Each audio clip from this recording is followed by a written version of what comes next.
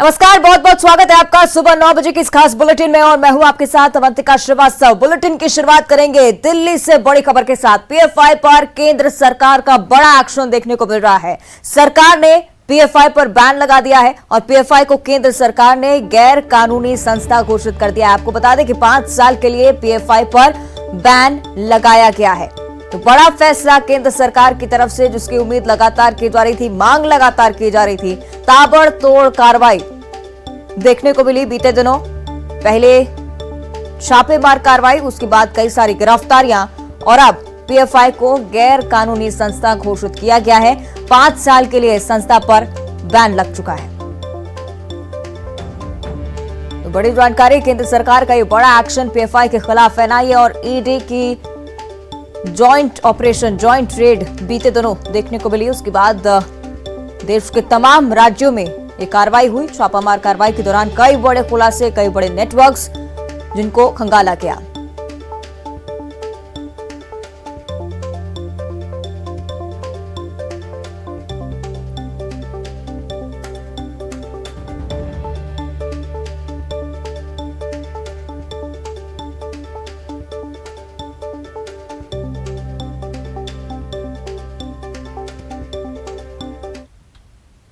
चलिए, इस कार्रवाई को लेकर और ज्यादा चर्चा हम करेंगे। हमारे सहयोगी अरुण त्रिवेदी इंदौर से हमारे साथ लाइव जुड़े हुए हैं। अरुण, अगर पीएफआई के एक्शन की बात की जाए और इंदौर को खास तौर पर फोकस में रखा जाए तो कई सारी गिरफ्तारियां, पूछताछ यहां से हुई और गिरफ्तारी के बाद बड़ा एक्शन केंद्र सरकार की तरफ से। अरुण,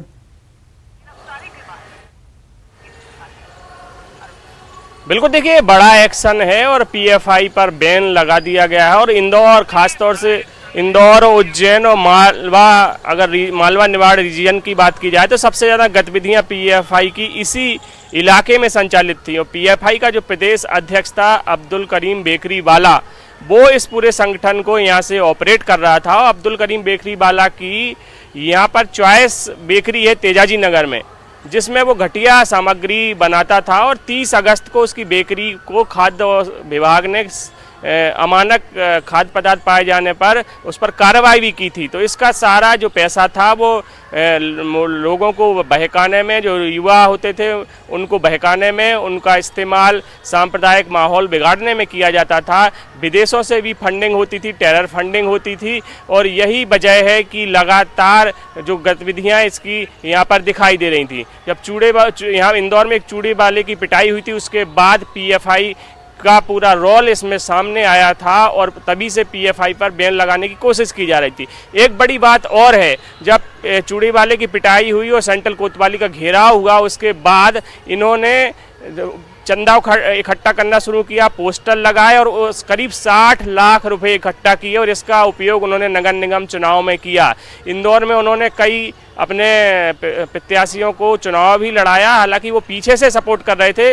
हालांकि उनके प्रत्याशी इंदौर में तो नहीं जीत पाए, लेकिन नीमच में जरूर उनके कई पार्षद बन गए। तो इनका जो मकसद था वो यही था कि युवाओं को भड़काकर उनको एक तरह से धर्म विशेष की ट्रेनिंग देकर, धर्म विशेष को लेकर भड़काकर उनको दंगा फैलाना, समाज विरोधी कार्य कराना, सांप्रदायिक तनाव पैदा करना। और जिस तरह से खरगोन, सेंधवा में दंगे हुए थे, उसमें भी पीएफआई का हाथ सामने आया था। और लगातार यहाँ के जो कलेक्टर हैं मनीष सिंह, वो भी ये आवाज़ उठा रहे थे कि पीएफआई पर बैन होना चाहिए, क्योंकि ये राष्ट्र विरोधी गतिविधियों में लिप्त है। तो इस तरह की तमाम यहाँ पर कार्रवाइयाँ की जा रही थी। हालांकि केंद्र सरकार ने, एनआईए की टीम ने वो इनकी छापामार कार्रवाई की। इनके पास से जो इलेक्ट्रॉनिक गैजेट्स मिले, उसमें साफ हो गया कि इनकी टेरर फंडिंग हो रही थी और ये लगातार देश विरोधी गतिविधियों में संलिप्त थे और सांप्रदायिक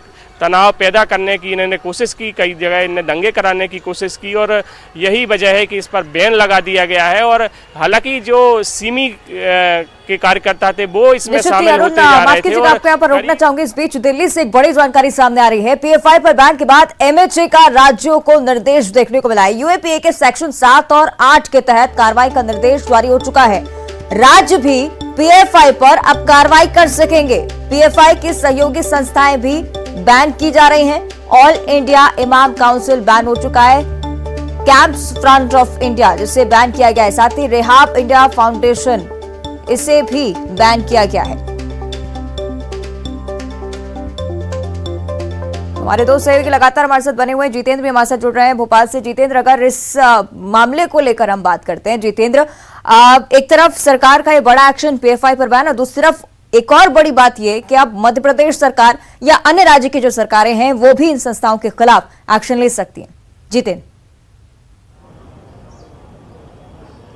बिल्कुल, अगर बात करें तो मध्य प्रदेश के गृह मंत्री कुछ देर बाद मीडिया से रूबरू होंगे और इस पूरे मामले में ये जानकारी देंगे कि आखिरकार पीएफआई से जुड़े और अन्य कितने संगठन हैं जिस पर भी नकेल कसी जा रही है, क्योंकि एसडीपीआई भी जो दफ्तर है वो भी इसका सहयोगी संगठन था, उसके भी कई सदस्यों को हिरासत में लिया, गिरफ्तार किया गया।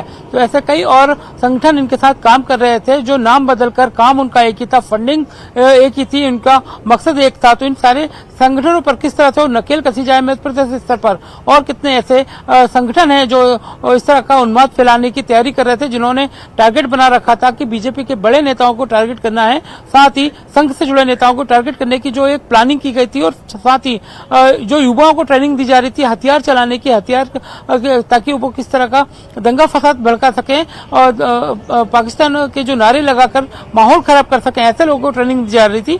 तो जाहिर सी बात है इनकी और ज्यादा अब सख्ती से जांच पड़ताल की जा रही है और खुफिया एजेंसी को भी निर्देश दे दिए गए और जल्दी पूरे मामले में कठोर कार्रवाई देखने को आ सकती है। हालांकि पीएफआई पर जब बैन लगाया तो उसको लेकर कानूनी और भी जो सलाहकार है वो भी जुट रहे हैं, और किस तरह से अन्य जो संगठन है उस पर पूरी तरह से प्रतिबंध लगाया जाए, इनकी गिरफ्तारियां की जाए, इस पर विचार किया जा रहा है। निश्चित ही जीते, जिस तरह से हम देख रहे हैं लगातार कार्रवाई का दौर जारी है और जिस तरह से बड़ी जानकारी भी आप दे रहे हैं कि गृह मंत्री नरोत्तम मिश्रा भी इसके बाद पीसी कर सकते हैं और उसके बाद कई बड़े खुलासे देखने को मिल सकते हैं। अरुण, अगर दूसरी तरफ हम बात करें इंदौर की, मालवा निमाड़ का वो क्षेत्र जहां से लगातार ये कनेक्शन सामने आ रहे थे, लेकिन अंदाजा किसी को नहीं था कि इतने बड़े स्तर पर ये नेटवर्क फैला हो सकता है। अरुण,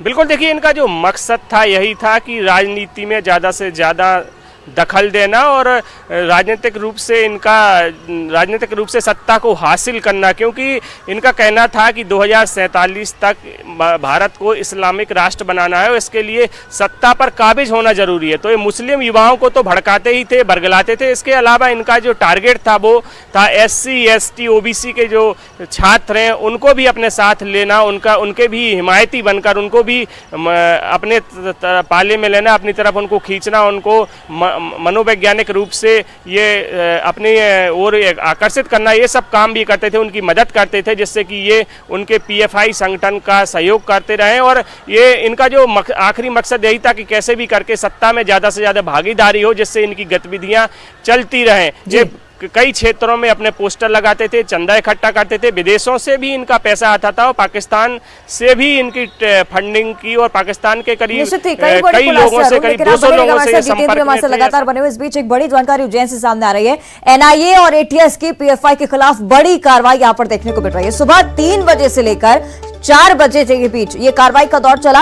एक्शन का सीसीटीवी फुटेज भी सामने आया है। आपको बता दें कि जिले में अब तक कुल 5 सदस्य पकड़े जा चुके हैं। उसके बाद भी कार्रवाई का ये सिलसिला जो है वो लगातार जारी है। उज्जैन से ये जानकारी, सुबह 3 से 4 बजे के दरमियान बड़ी कार्रवाई एनआईए और एटीएस की तरफ से पीएफआई के खिलाफ लगातार कार्रवाई का दौर जारी है। तो कुल 5 सदस्य यहां सर भी पकड़े गए हैं। उसके बाद कार्रवाई का दौर लगातार जारी। जिस तरह से जानकारी हमारे संवाददाता भी लगातार हम तक पहुंचा रहे हैं कि पीएफआई को लेकर, इस एक्शन को लेकर गृह मंत्री नरोत्तम मिश्रा भी एक बड़ी पीसी करने वाले। इसके बाद देखने को मिल सकता है कि मध्य प्रदेश सरकार भी कुछ सख्त एक्शन लेती है।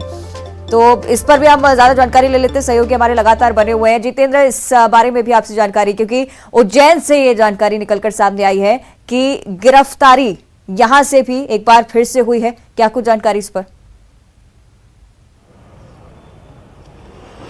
देखिए, अगर बात करें तो गिरफ्तारियों का दौर तो अभी शुरू हुआ है। लगातार ऐसे कई लोगों को और हिरासत में और गिरफ्तार किया जाएगा, क्योंकि ये जो पिछले कुछ लोग पकड़े गए हैं, अगर इनसे और पूछताछ की जा रही है, इनका नेटवर्क और खंगाला जा रहा है, लगातार ये संख्या और बढ़ेगी अभी, क्योंकि कई सारे अब इनके जो लोग हैं वो पहले से ही भूमिगत हो गए थे। दोनों बार जब एनआईए ने छापेमारी कार्रवाई की, मगर इनकी जो नेटवर्क कॉल डिटेल्स है उससे कई सारे और अभी जो है मुख्य आरोपी गिरफ्त में आएंगे, और जिनसे कई सारी सामग्रियां बरामद भी होने के अंदेशे हैं, क्योंकि इन्होंने युवाओं का ब्रेन वॉश किया है, उनको एक जगह इकट्ठा किया जाता था। अभी हम जहां साजनाबाद स्थित दफ्तर पहुंचे थे, वहां भी एक दफ्तर में इसी तरह की लोगों को ब्रेन वॉश करने की ट्रेनिंग देते थे, उन्हें भड़काया जाता था, उनको फंड, उनकी व्यवस्था, खाने पीने की व्यवस्था, उनको बाहर जाने की, रहने की, विदेश यात्रा की सारी सुविधाएं दी जाती थी। तो जाहिर सी बात है, इनके पीछे, फंडिंग के पीछे जरिया कौन है, तो उन आंकड़ों तक पहुंचना भी खुफिया तंत्र को बहुत जरूरी है। तो इसे लेकर गृह मंत्रालय के पास भी जानकारी आई है और इसी मामले में कई बड़े खुलासे होना भी बाकी हैं।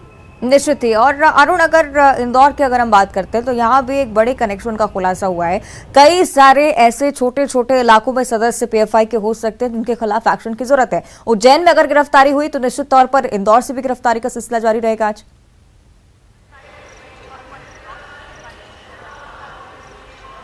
बिल्कुल, देखिए इंदौर उज्जैन तो पीएफआई का गढ़ ही था और हम आपको बता दें कि 17 फरवरी 2021 को पीएफआई ने अपना उज्जैन में स्थापना दिवस मनाया था, जिसमें उन्होंने अपना झंडा भी वहाँ पे फहरा दिया था। हालांकि उस टाइम कोविड का प्रोटोकॉल उल्लंघन के चलते कई लोगों पर मामले भी दर्ज हुए थे, लेकिन लगातार गतिविधियां इनकी वहाँ पर चल रही थी उज्जैन में और इंदौर में।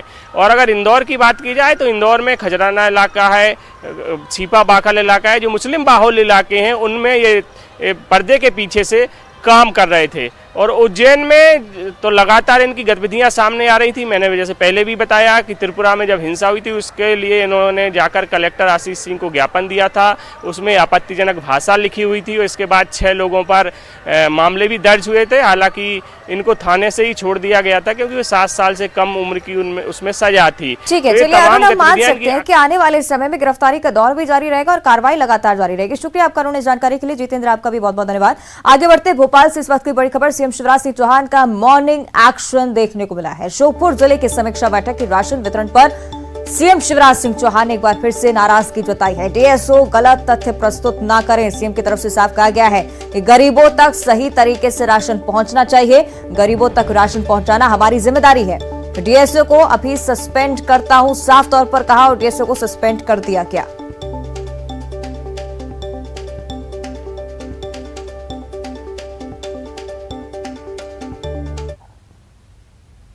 आगे बढ़ते अब रुक करेंगे जबलपुर की ओर। बड़ी जानकारी है, अब ड्रोन से बिजली लाइनों की निगरानी की जाएगी। ट्रांसमिशन कंपनी ने ये काम शुरू भी कर दिया है। फॉल्ट ढूंढने और जल्द सुधार के लिए ड्रोन की सहायता ली जाएगी। Madhya Pradesh power transmission company ने ये कवायद शुरू की है। 80,000 टावरों की निगरानी का लक्ष्य रखा गया है। तो जबलपुर की स्थिति आपको समझा रहे, एक नया कदम, बिजली का जो सुधार कार्य होगा उस पर निगरानी रखने के लिए अब ड्रोन की सहायता ली जाएगी। तो बिजली लाइनों की निगरानी से होगी और जल्द से जल्द सुधार कार्य को भी पूरा कर लिया जाएगा। तो ट्रांसमिशन कंपनियों ने इसके लिए काम शुरू कर दिया है और जल्द ही जमीनी स्तर पर इसका असर देखने को मिल सकता है। तो आपको बता दें कि 80,000 टावरों की निगरानी होगी और एक बड़ा रिवॉल्यूशन, क्योंकि ड्रोन से अब निगरानी रखी जाएगी। चलिए ज्यादा जानकारी लेंगे सही की प्रतीक अवस्थी जबलपुर से हमारे साथ लाइव जुड़ रहा है। जबलपुर में जिस तरह से नया रिवॉल्यूशन इसे देखा जा रहा है, ड्रोन कैमरों से निगरानी, कितना असर इसका देखने को मिलेगा? बस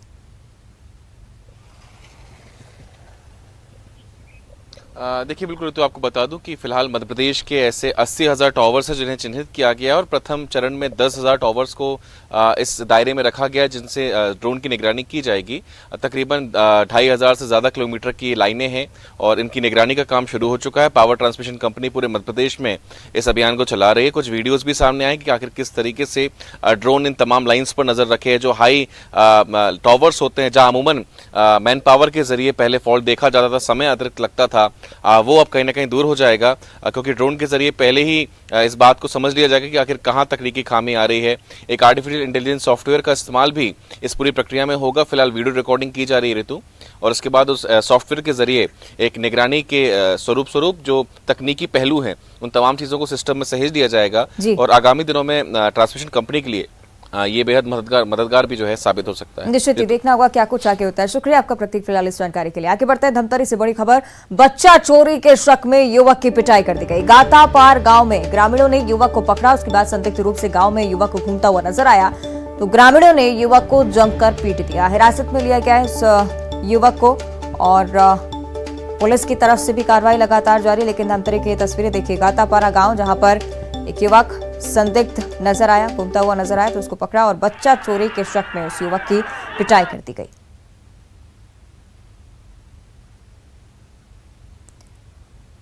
और नवरात्रि का आज तीसरा दिन है। सतना के मैहर स्थित त्रिकूट पर्वत पर विराजमान विद्या और बुद्धि की देवी मां शारदा की चंद्रघंटा स्वरूप की आज पूजा होती है। महाआरती भी यहां पर हुई। सुबह माता के चंद्रघंटा स्वरूप का श्रृंगार करने के बाद महाआरती का आयोजन किया गया।